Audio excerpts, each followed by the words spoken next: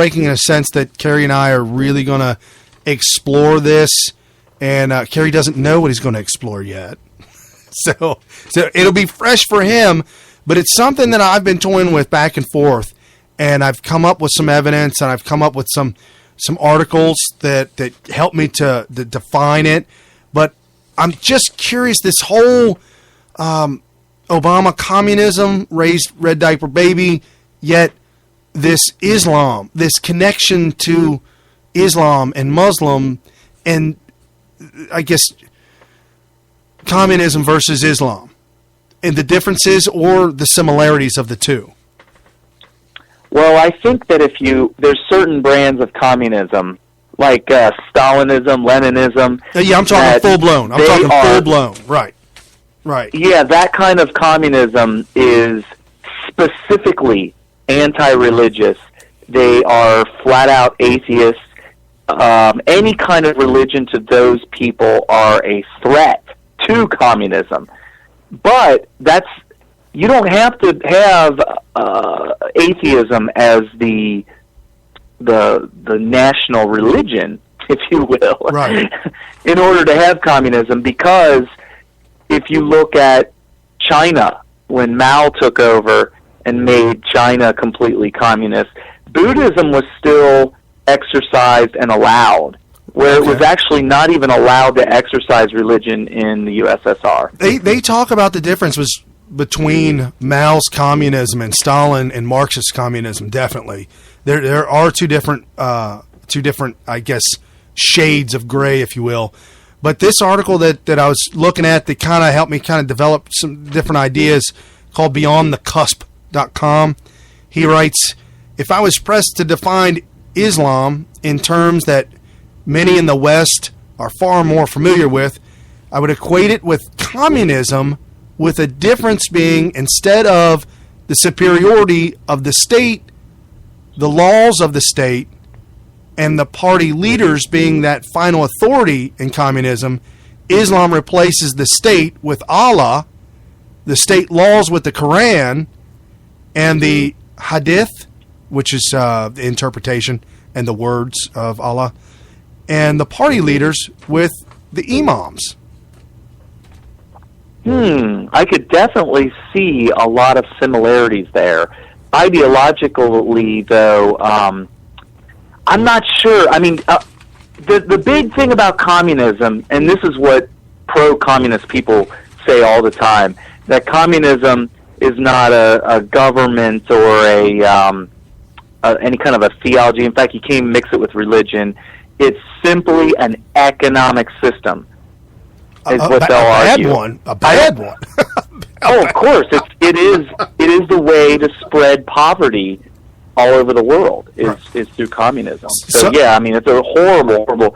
But so the question becomes, how far can we compare Islam and communism when one is just flat out a theology or a religion by itself, in and of itself, that doesn't necessarily say anything about the economic system that you're exercising Islam under. I mean, could you have a capitalist society where it's ruled by imams, that the law of the land is Sharia law? No, you couldn't. Yeah, you could. No, I don't think you could. I don't think it would be. Wouldn't be possible, because capitalism goes in direct defiance of Allah. That's the opposite.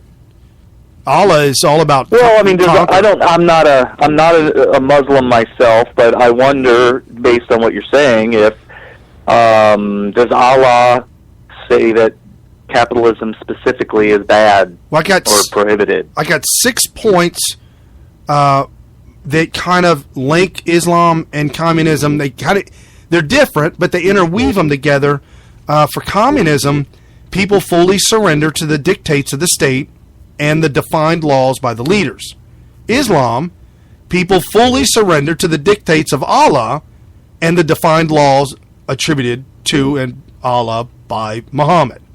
Okay, so as an economic system comparison between the two, if we want to throw economics into it, the big thing about communism is that you don't go out to work for money. Right. You work for the state. Right. And the state gives you the money that you need. So if if you're a needy person, like let's say you have some disabilities or something like that, you might get a little bit more to pay to be equal with those that don't have a disability or something like that. But if you're an able-bodied person that can work hard and be productive or whatever, you wouldn't get paid any more. In fact, you would probably get paid less because they would say, well, you're a healthy, strapping young lad. You don't need as much. Right. So the question then becomes is, in Islam's system, do they have something similar where they say, you work for Allah, you don't really necessarily make money like a capitalist does, because at the end of the day, you've got to donate that all to the mosque. Right. Do they have something like that? That would be the only way I can understand how you can compare it. I don't. I was trying to look up real quick. Right, from the economic standpoint of view, you're right.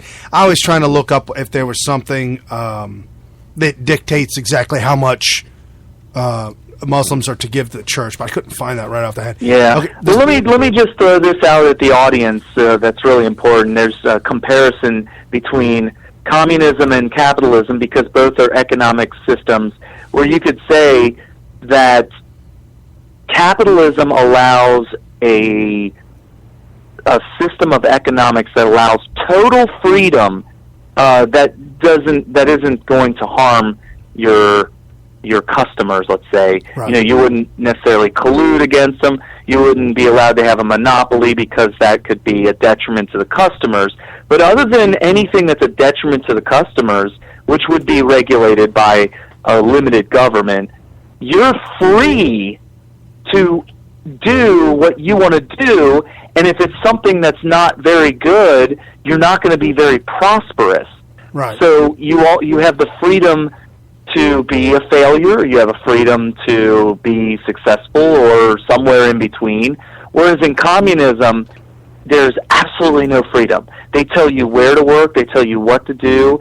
They actually segregate kids in 6th grade. And what they do, they find out, they test all the kids, and they find out who the smart ones are, who the dumb ones are.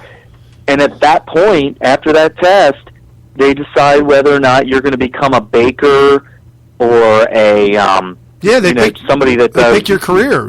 This one's going to be an engineer. Yeah, they pick your career. This one's going to be a doctor. Right. Yeah, absolutely. They pick that for you, which is, the amount of the lack of freedom in communism is just staggering.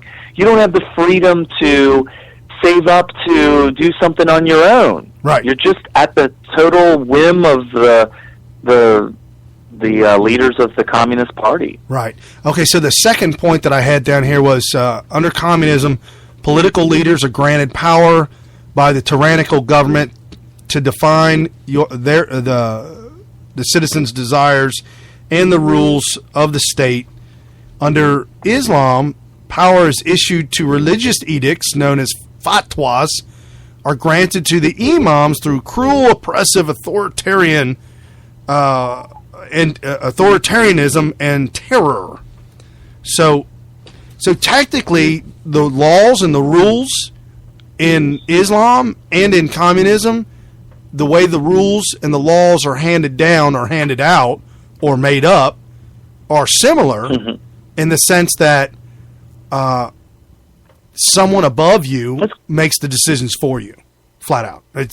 So really it boils down to, do you want to live in a land that is where the population is ruled over, oppressed, and told what to do and not allowed any freedoms, which you could say that about communism, you could say that about Islam, and then you can also say that about a dictatorship, right, or even a kingdom that has a, I guess what people would call an evil king or queen or something like that that's ruling over you. Or do you want to have freedom in general? Right. And the only way you're going to have freedom in general is with a limited government and capitalist society. Okay, and prosperity. The argument that the left makes is that you're not free because you're so poor. Everybody's so poor because these rich, greedy, evil capitalists are hoarding all the money. They're taking it from you. They're doing it against your will or whatever. They're stealing it from you. The rich steal from the poor. And so the poor people, because they have the lack of means, which is what money is, they have less freedom to do what they want. So that argument is. But in reality, the freedom comes when you work hard and earn the money. Right. No, absolutely. And then in communist states, the party leaders are considered infallible, and their rule is absolute. Party leaders have the power to arbitrarily change the rules and invent charges in order to arrest and remove any persons who are seen as obstructing the state and imprison them in a work camp for life or execute them should they pose a real threat. In Islam, peace is defined as the point at which the entire population of the world follows Islam and fully surrenders to Allah and Islam. If you either convert or you're dead. It's kind of similar parallels. Oh, sure, yeah. I mean, one thing I learned recently when watching all these documentaries about the Cold War and everything like that is, the big thing was the ideology. And you had this guy, Stalin, who he lived the ideology by the book. But more importantly, anybody that didn't follow what he was dictating to everybody by the letter was sent off to the gulags. And you worked hard in labor camps where millions of people died from either starvation or just being worked too hard.